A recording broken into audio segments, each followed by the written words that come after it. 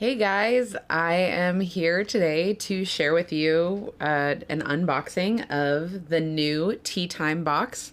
So I was asked to do a review and unboxing for this new service.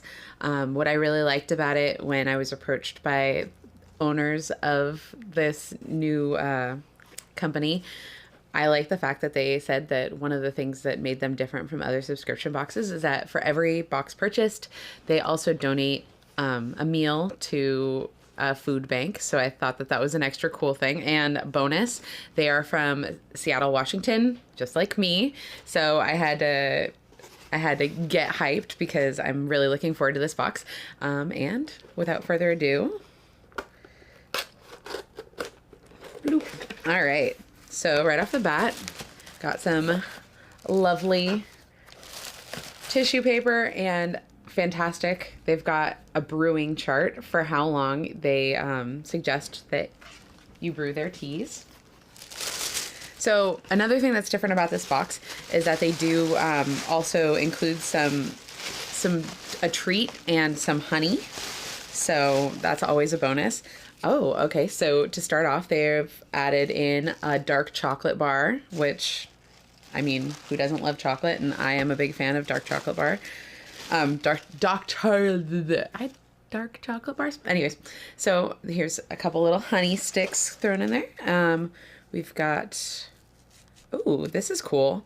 So it looks like they've got some little tea bags. So you can go ahead and steep in these tea bags if your heart desires, if you don't have a strainer that you like already, or you just want to one-time use, a little few of those. All right, and then the most important part of all, we've got the tea. Oh, I really love that the packaging has the open back. It's great being able to just be able to, like, at a glance kind of decide what kind of tea you're interested in. You can look at this and see that it's got the beautiful lavender. So I guess right off the bat, I'll just describe this one. So this is the Lavender Lady, which is obviously an herbal tea. It has the description: relax and enjoy a cup of our soothing lavender herbal tea to help calm you down during a stressful day or to ease you into a restful night. It has the origin, which is, in this case, is France, and it just contains lavender petals. So this is going to be super floral. If you've seen my previous videos, I've been branching out more and more into floral teas because I kind of grew up with my grandma having very floral teas around me, and I was not into it. But now that I'm an adult, maybe it's something about aging. Anyways, so this is, since it's an herbal, it's caffeine free, and what else is cool is they actually add that this is a tea that is low in antioxidants. Obviously, for something like green teas, higher antioxidant levels are expected. So that was Lavender Lady. Next is Black Currant Breeze. So you can see that this is a green tea. I'm not sure if the lighting in here is going to pick up all the subtleties to this because it's a nice dark green, but there's definitely some lighter thrown in there. Anyways, so Black Currant Breeze, like I said, green tea. It says perfect green sencha tea, expertly blended with the wonderful flavor of black currants to deliver a flavorful fruity aroma and a sweet sencha taste. So the origin for this one is Japan, and it contains green tea, black currant pieces, and natural flavors. No additional information on what those natural flavors are, but I'm sure if they contained known allergens, that would probably be an indicator of that. This is another low caffeine tea, but as it's a green tea, the antioxidant level is high. So there's that. Next we have Vienna Opera Ball, which is a black and green mix. The description on this is a smooth, round flavor with subtle, misty Danube? I assume that's how you say it. Like, yes. Okay, anyways, Danube morning taste from a specially selected jasmine tea. So the origin for this one, we've got Sri Lanka, Kenya, India. So this one's with the blend. It's got some assortment to it. And the ingredients are black and green tea and jasmine petals. So this is going to be a higher, with the black tea in there, obviously, it's going to be a higher caffeine level. This one is rated at medium. And once again, it's got a high level of antioxidants. So I am going to cut this off, go make some tea, and I will be back before you know it to give my opinions on it. All right. So I have brewed the teas and then I totally space cadetted and realized I had not given a smell profile. Um, so I apologize, this isn't my first reaction, but I feel like I feel like these are very close to what you'd imagine. As I said when I was reading the ingredients list, it's pretty straightforward tea. Not a ton of things that would confuse you in terms of what to expect from a smell profile. I'm not used to my nails being so weird right now. There we go.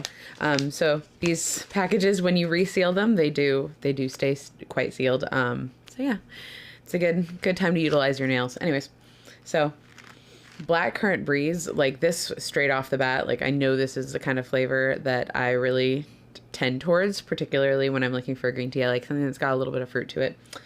And this feels it smells very clean. And yes, you can see that there's, now that I've mixed it up a little bit, there's some black currants on top. This is, yeah, I think this is going to be my favorite of the three if I were to predict. I did, when I was making these, follow the instructions from the handy dandy, sorry, I've got everything kind of unorganized around here, the brewing instructions guide that they provided. So since the black currant is a straight green tea, I just did 175 degrees for about 3 minutes. And yeah, so cheers.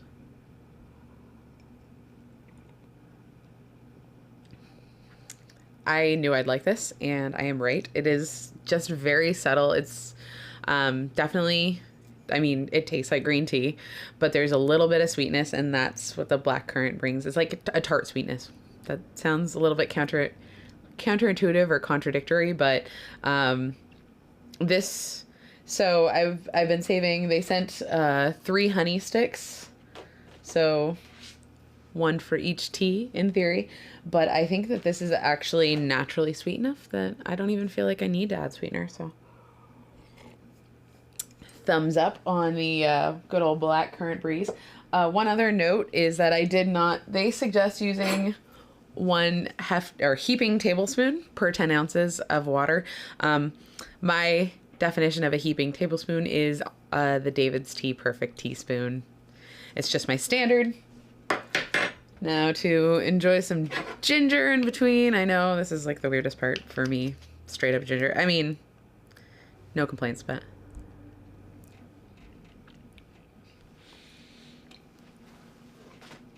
that is ginger. All right. Continuing forward. Let's see. Let's go with Vienna Opera Ball. So this is the black and green mix. Because of that, I ended up going with the green tea temperature and steep directions. Make sure it doesn't end up bitter or burnt. Boop-a-doop. Yeah, these seals are really good. Like, I don't really smell the black tea at all in this. Definitely the green tea is the stronger of the two. But shake it up a little. Now I can smell the black tea now that I've recirculated it. And as far as flavor goes, just knock everything down. Got a new mug.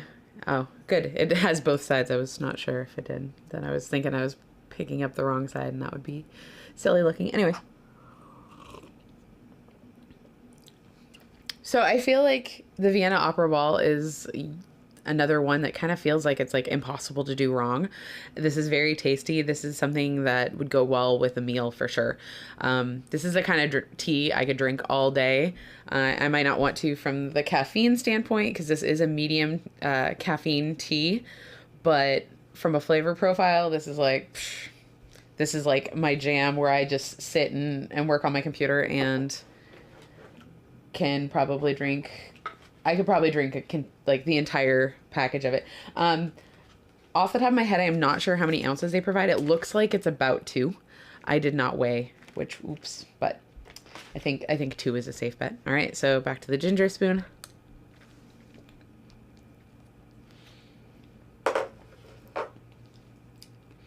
And last but not least, we're gonna go with the lavender. So this is straight up lavender. I can tell you from smelling it, Lavender Lady smells just like lavender. So I associate this kind of with those like the soothing pillows that you rest up with. I don't know. Like I said, my grandma drinks a lot of floral teas, so I associate Lavender Lady with my grandma, which is not a bad thing. I love my grandma. She's a wonderful woman. Anyways, so I guess I'll huff this for dramatic effect, but this really is like, with the only ingredient being lavender, it's pure lavender, which kind of has a sweetness to it. Like, it's definitely floral, but it has a sweetness that yeah, that makes it drinkable. Anyway, all right, got a fresh ginger mouth because I space cadeted and grabbed the wrong tea, and so I started drinking of a tea I've already talked about. So anyways, the lavender tea, it smells straight up lavender. Not much out of the ordinary there. I did put it in a UW purple mug because lavender and purple. Anyways, so as this is an herbal tea, I did brew it for 6 to 7 minutes at boiling, so 212, and because of that, it has not quite cooled down to the point where, I don't know if my camera is picking up the steam on this, but there is steam on this. So I might have just burnt my tongue a little bit, but overall, like, I guess as I age, I just handle florals better because this is pretty good.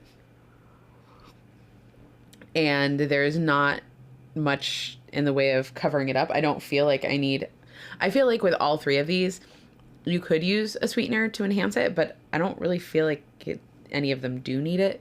And I do prefer to not have sweetener just because any opportunity to avoid sullying the flavor of the tea, but I can see how that would be a nice little enhancement. And then I'm just gonna have 1 square of the chocolate, just because everyone loves chocolate, and by a square I mean probably like half a square. It's a pretty large chocolate bar. Let's see, it's about 100 grams, so yeah, pretty big. Anyways, dark chocolate.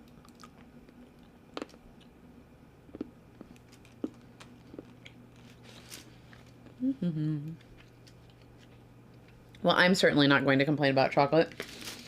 I believe chocolate lavender is totally a thing at an ice cream shop that I like to go to, so why not test it?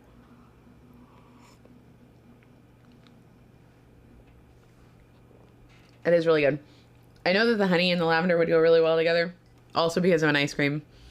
Local to Seattle, if you haven't been to Molly Moon's, go do it.